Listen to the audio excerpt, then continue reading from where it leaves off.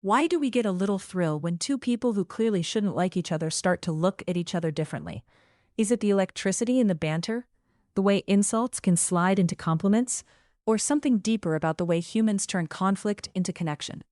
Today, we're taking apart the enemies to lovers arc, where it comes from, why it works so well for readers, the ways it can go wrong, and how modern romances are reshaping it to feel healthier and more authentic. This pattern has a long history. From stage comedies where clever sparring entertained audiences, to novels where misunderstandings and pride created barriers, the idea of lovers beginning as adversaries is woven through literary tradition. Think of the sparring politeness and misread intentions in Pride and Prejudice, a touchstone for the trope. Or the way modern teen rom-coms turn academic rivalry into attraction. Those stories make the shift from hostility to affection feel earned, because the characters' conflict forces them to see each other fully. So why does it feel so satisfying? A few psychological ideas help explain the pull. First, conflict generates arousal. When your heart is racing because of anger, embarrassment, or confrontation, it's easier for that arousal to be misread as attraction. Second, challenges and obstacles increase the value of a reward. Overcoming a rival feels like a win.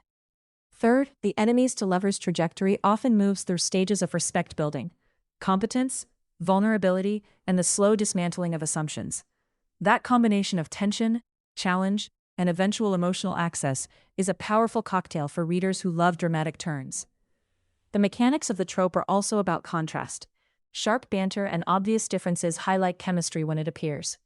Forced proximity scenarios, sharing a car, an office, a cabin, compress time and emotion so grudges are confronted, and underlying compatibility has to reveal itself. And when a story gives both people space to grow and shows how old barriers break down, the romance feels like a real transformation instead of a convenient plot trick. But not every enemies to lovers story hits the mark, and it's important to know why. One common misstep is letting hostility drag on without payoff. If characters are cruel for the sake of sparks, readers can feel manipulated rather than thrilled. A more serious pitfall is romanticizing harmful behavior. Jealousy, coercion, or emotional manipulation dressed up as passion is not the same as a healthy enemies to lovers arc. Readers today are increasingly sensitive to consent and power dynamics. They want clarity about who holds power, how boundaries are respected, and how characters repair harm.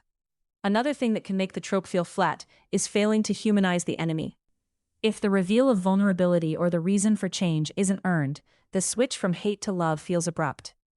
The best examples allow us to understand why the antagonism existed in the first place, and then show genuine growth or a change in perspective that justifies the new feelings. Contemporary romance has pushed the trope forward in some really interesting ways. Authors and creators are foregrounding consent and mutual decision-making, so the shift is never an excuse for pressure or manipulation. We're seeing more reparative arcs where characters take responsibility, apologize, and do the emotional work required to build trust. Diverse perspectives have also led to fresh takes. Enemies to lovers stories that explore cultural clashes, different family expectations, or the particular stakes queer characters may face when love and rivalry collide. Workplace romances are being written with more care around hierarchy and consent.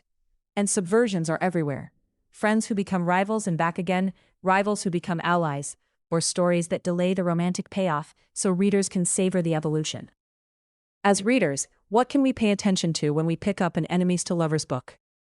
Notice whether the friction is based on real stakes or just snark, whether both characters get emotional complexity rather than one being reduced to a caricature, and whether the reconciliation includes accountability and real change. These signals help determine whether you'll get a cathartic, satisfying arc or a frustrating one. If you love to play with tropes, apps like Endless Romance offer a fun way to see multiple spins on the idea. You can explore versions that lean into witty banter, ones that focus on slow-burning respect, or takes that prioritize repair and consent. And because the stories are interactive, you can experience how different choices shift tone and outcome. It's a neat way to test what turn on the enemies to lovers switch for you. To close, the allure of enemies to lovers comes from the emotional climb. When conflict forces characters to confront their assumptions, show vulnerability, and rebuild trust, the payoff can be deliciously satisfying. When it's handled carelessly, it can feel harmful or hollow. As readers, knowing what to look for helps us pick the versions that thrill and avoid the ones that disappoint. If this episode sparked a craving for a particular flavor of enemies to lovers, the snarky office duel, the begrudging allies, the reparative slow burn, try exploring a few different takes and see which turns your favorite pages. And if you enjoyed today's dive, subscribe for more episodes that unpack the tropes and trends behind the romances we love.